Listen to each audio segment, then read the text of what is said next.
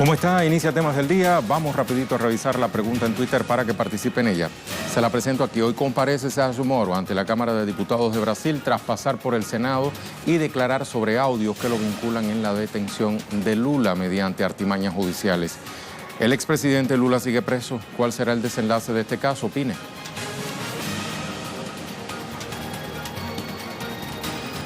Mientras le cuento que el canciller venezolano Jorge Arreaza ofreció un balance de su gira internacional por países de Europa. En paralelo, durante la reunión 176 de la OPEP y aliados, sus 24 miembros mostraron su rechazo a las sanciones impuestas por Estados Unidos contra Venezuela e Irán. Acompáñenos a revisar nuestro primer tema del día.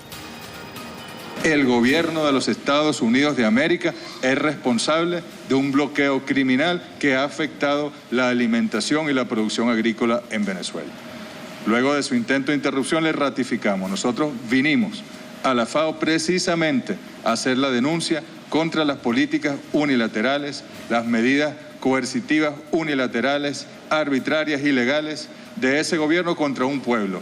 Y si no es en Naciones Unidas, ¿dónde es entonces? En rueda de prensa en Casa Amarilla, la sede de la Cancillería venezolana, el ministro de Relaciones Exteriores condenó las medidas unilaterales de Estados Unidos que arrecian el bloqueo al país suramericano. Arreaza informó que sostuvo reuniones con las autoridades de Italia, España, Austria, Portugal y el Vaticano, al tiempo que expresó que todos los países visitados ofrecieron su apoyo al proceso de diálogo de la oposición y el gobierno de Venezuela en Noruega. Nos reunimos con el secretario para las relaciones con los estados del Vaticano, la equivalente al canciller del Vaticano, Monseñor Paul Richard Gallagher. Una reunión también muy cordial, muy franca, donde el Vaticano expresó su apoyo a las conversaciones del método Oslo y bueno, allí dispuestos también a ayudar. Le ratificamos la invitación del presidente Maduro a su santidad el Papa Francisco para que se incorpore el Vaticano a cualquier iniciativa de facilitación de diálogo entre las partes en Venezuela, porque nuestro camino es el diálogo, es la paz y nada lo va a perturbar. El canciller Jorge Arreaza se refirió además al avance en el proceso de normalización de relaciones diplomáticas entre Alemania y Venezuela.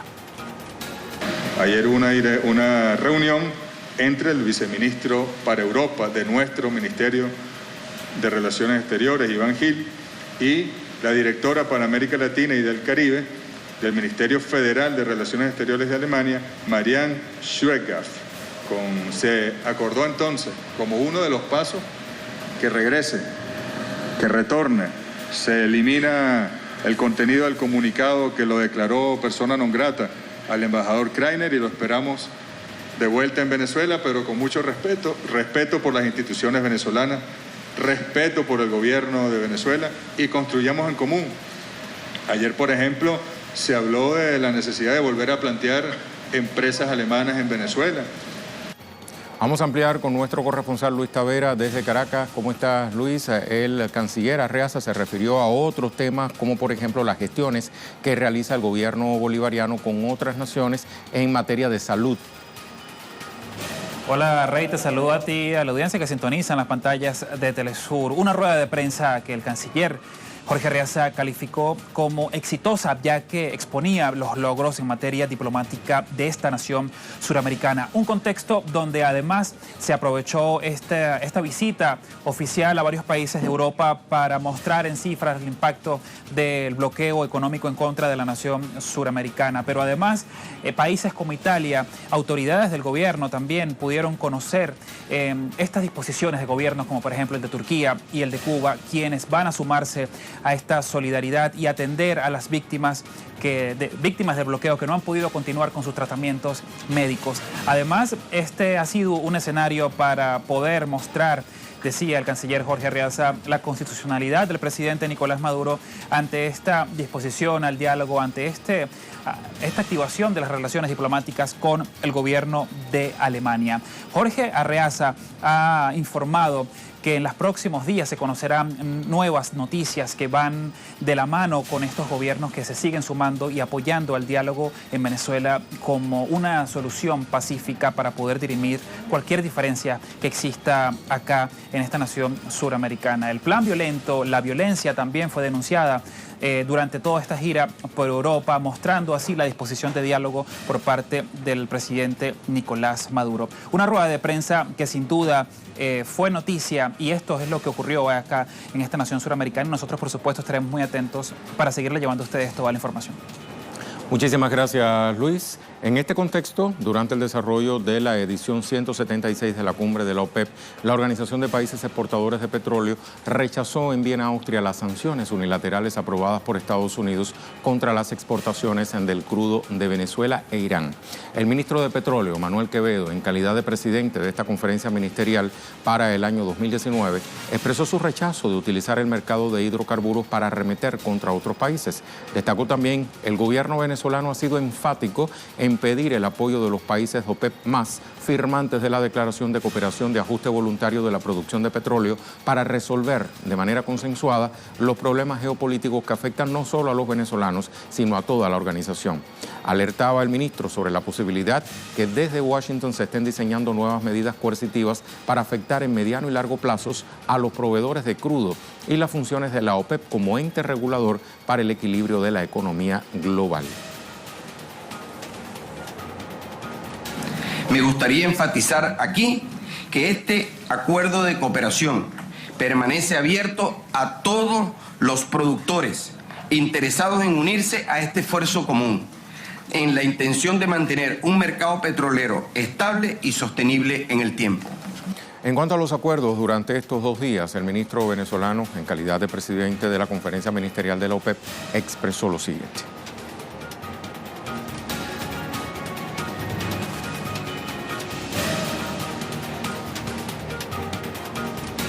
Repasamos entonces los acuerdos que llegaron los ministros que integran la Organización de Países Exportadores de Petróleo. El lunes se concretó extender los recortes de la producción de crudo hasta marzo de 2020. El titular por Arabia Saudita de petróleo, Khalid Al-Falih, defendió la necesidad de extender en 9 meses y recortar la producción de crudo a 1.200.000 barriles diarios por parte de la OPEP y otros aliados, con el objetivo de equilibrar el mercado. Acordaron igualmente mantener vigentes las excepciones de los recortes de producción de crudo para Irán, Libia y Venezuela, recortes en la producción de crudo que se vienen realizando desde 2017 a fin de evitar que los precios caigan ante la creciente producción de Estados Unidos, que se ha convertido en el mayor productor del mundo este año que corre, sobrepasa a Rusia y Arabia Saudita, ambos aliados de la OPEP. Los socios de la organización van a retomar las negociaciones el martes, un encuentro con productores que no pertenecen al organismo internacional. Aquí corrijo el texto que está desactualizado. No es que lo van a retomar, ya lo retomaron y concluyó esa reunión. Finalmente se ha anunciado la reelección de Mohamed Zanussi Barquindo como secretario general de la OPEP.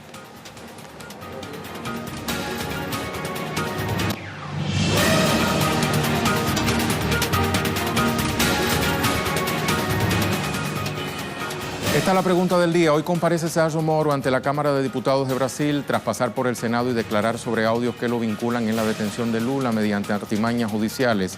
Lula sigue preso. ¿Cuál será el desenlace de este caso? Opine.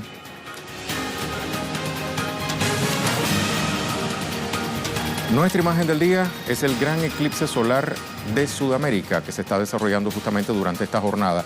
Único evento de este año que se va a ver de manera total en Chile y Argentina. Otros países de América Latina también podrán ver de manera parcial el fenómeno astronómico, entre ellos Bolivia, Ecuador, Perú, Colombia, Uruguay, Brasil y Paraguay. Esta imagen es en vivo desde Chile. Con ella nos vamos a la pausa.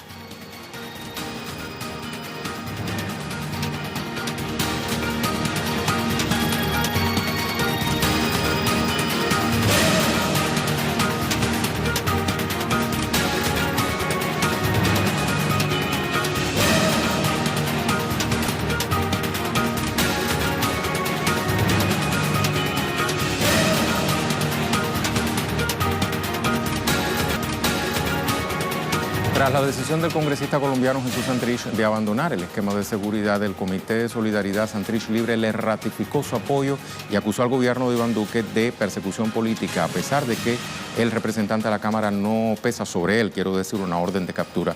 ¿Qué situación presenta este congresista en este minuto? ¿Qué reacciones se escuchan? Le ampliamos en nuestro segundo tema del día. Mientras los defensores de Santrich ratifican su inocencia, el partido FARC reafirmó su compromiso con el acuerdo de paz. Se espera que este 9 de julio el congresista se presente ante la Corte Suprema de Justicia, citado por indagatoria.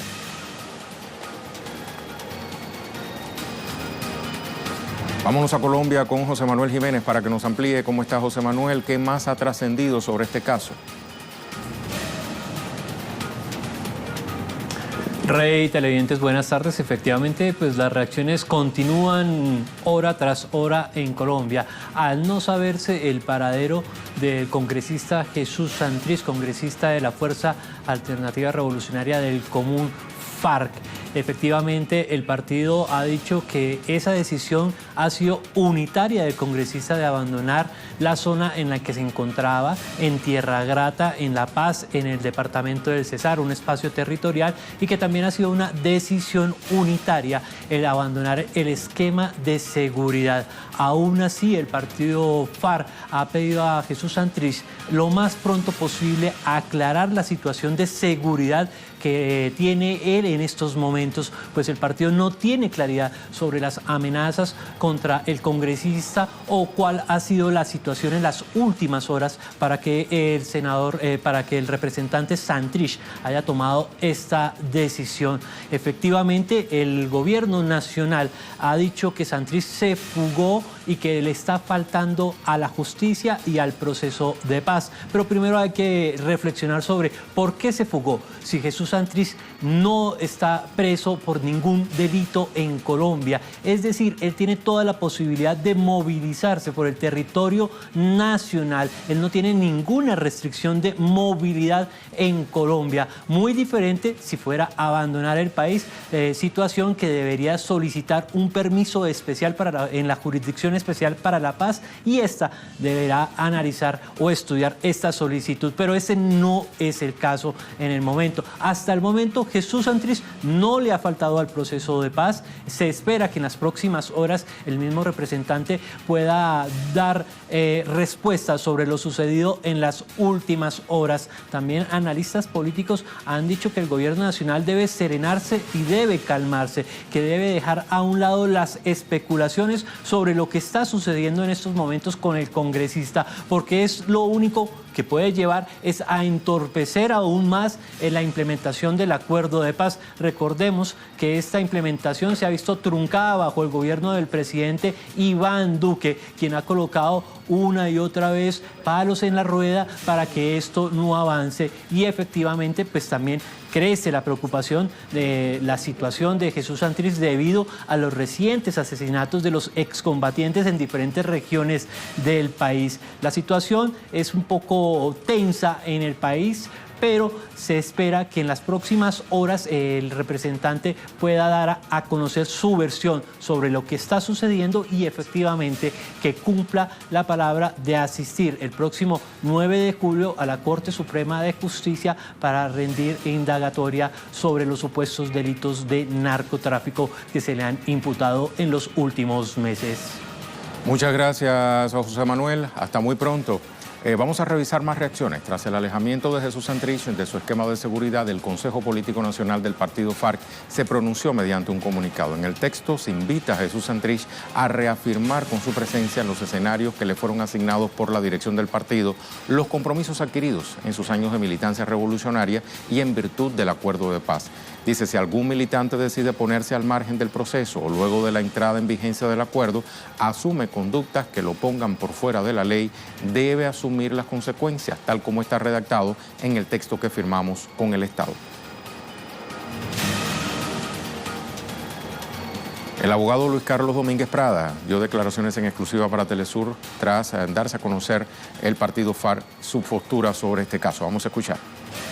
No están diciendo ni aceptando ni reconociendo que es que el señor Santrich infringió o vulneró o se aisló de los compromisos adquiridos por el partido, por la guerrilla, como guerrilla FARC, en los acuerdos con el gobierno. Entonces no es que sea, digamos, una posición, digamos, de quitarle respaldo o de dar por hecho la posición del director de la Unidad Nacional de Protección de que fue que él se fugó, porque no se ha fugado de ninguna parte.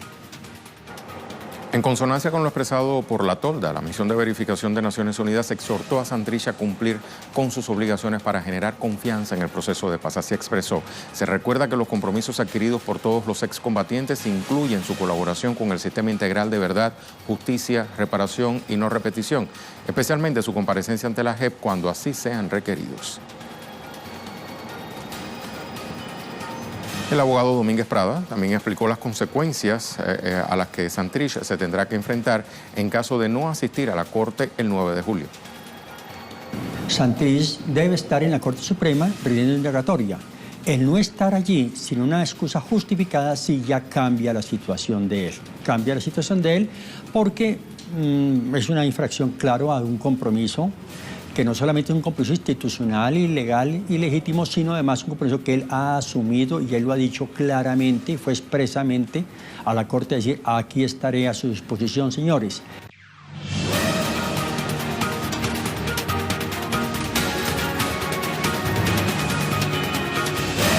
Le hablamos de otros temas que también son noticias este martes. Para eso revisamos las cuentas Twitter de nuestros corresponsales. Alina Duarte, cerca de 200 protestas hoy en todo Estados Unidos para pedir que acaben con los abusos y muertes de migrantes en centros de detención migratorios que ellos llaman campos de concentración. Piden esto se cierren. Ahí aparece la etiqueta Close the camps now. O sea, cierren los campos ya. Un segundo tuit, Eduardo Martínez. Se realiza en México la reunión de alto nivel sobre migración, desarrollo y seguridad alimentaria en Mesoamérica. Convoca a la FAO. Vamos a escuchar. En la Secretaría de Relaciones Exteriores de México se realiza la reunión de alto nivel sobre migración, desarrollo y seguridad alimentaria para Mesoamérica, en la que participan representantes de la FAO, la Organización de Naciones Unidas para la Agricultura y la Alimentación, además de funcionarios de los gobiernos de México, también de Guatemala, El Salvador y Honduras. Se trata de una situación en la que, de acuerdo con las palabras que hasta ahora se han pronunciado en la primera parte de esa reunión, se señala que debe haber un cambio de paradigma en el tratamiento del fenómeno migratorio, es decir, como lo que ha propuesto el gobierno de México, que la migración pase de ser un tema que preocupe en materia de seguridad a que ocupe en temas de desarrollo para los países. En este caso se ha concentrado la reunión en buscar soluciones para la situación que enfrentan los países de esta región en materia de sequía y sobre todo en zonas rurales, porque se ha detectado que es justamente de estos lugares de donde surgen o de donde salen el mayor número de personas con la intención de cruzar el territorio mexicano sin documentos para llegar al territorio de Estados Unidos o a la frontera norte de este país vecino. Gracias, Eduardo. Tenemos otro tuit de Sergio Rodrigo. Europa, la capitana del barco de la ONG Sea-Watch, Carola Rackete, ha sido puesta en libertad este martes después de ser arrestada en Italia por llevar sin permiso 40 inmigrantes que había salvado en el Mediterráneo central al puerto italiano de Lampedusa. Joan Ortiz, 2 millones de votos en el limbo está pasando en el continente que vio nacer la democracia. Ahí ven la fotografía. Y por último, ¿qué tenemos? Este era el último. Ok. Vamos entonces al tema en desarrollo.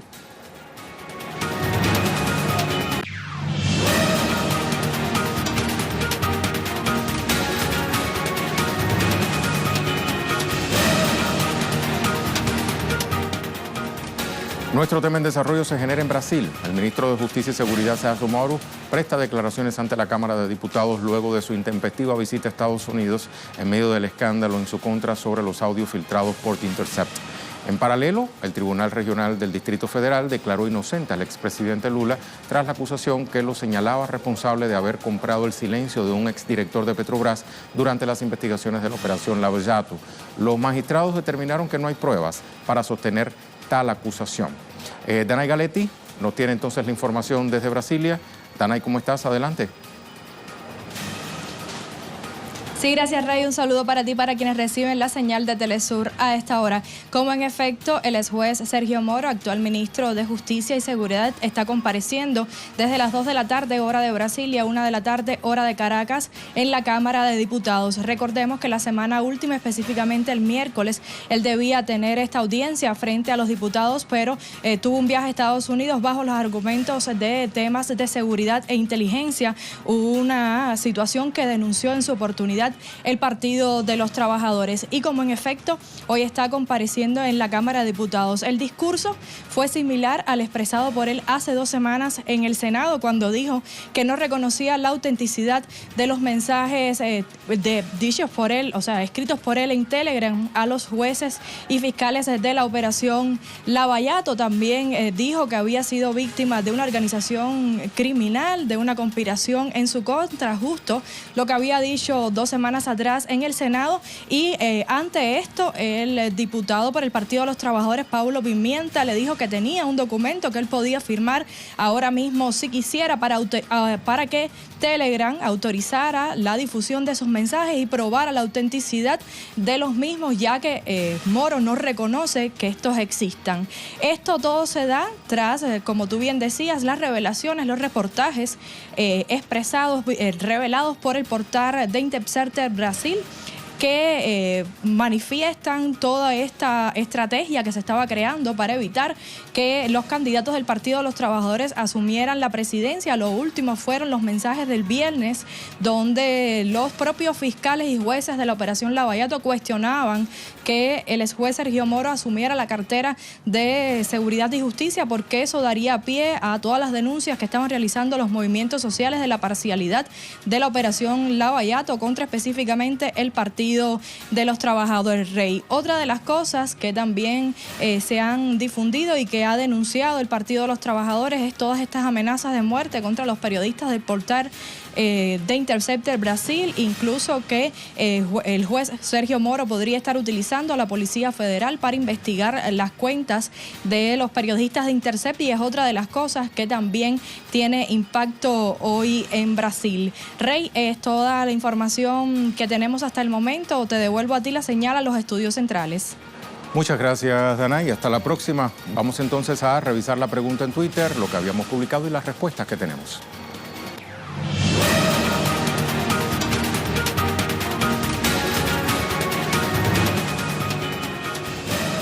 Dice la pregunta: hoy comparece Sergio Moro ante la Cámara de Diputados de Brasil tras pasar por el Senado y declarar sobre audios que lo vinculan en la detención de Lula mediante artimañas judiciales.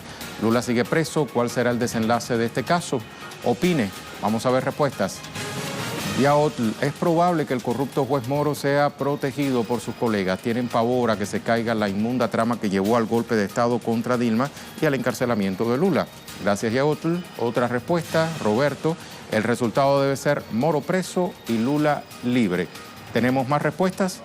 No. Lo dejamos con el video web del día, producciones audiovisuales que puede conseguir compiladas en la cuenta en Facebook de Telesur. Le mostramos hoy algo relacionado con los desechos enviados en contenedores mal etiquetados por parte de Canadá a Filipinas entre los años 2013 y 2014 y que causaron una crisis diplomática. Fueron estos devueltos a la nación norteamericana. Se cierran entonces 6 años de disputa entre Ottawa y Manila.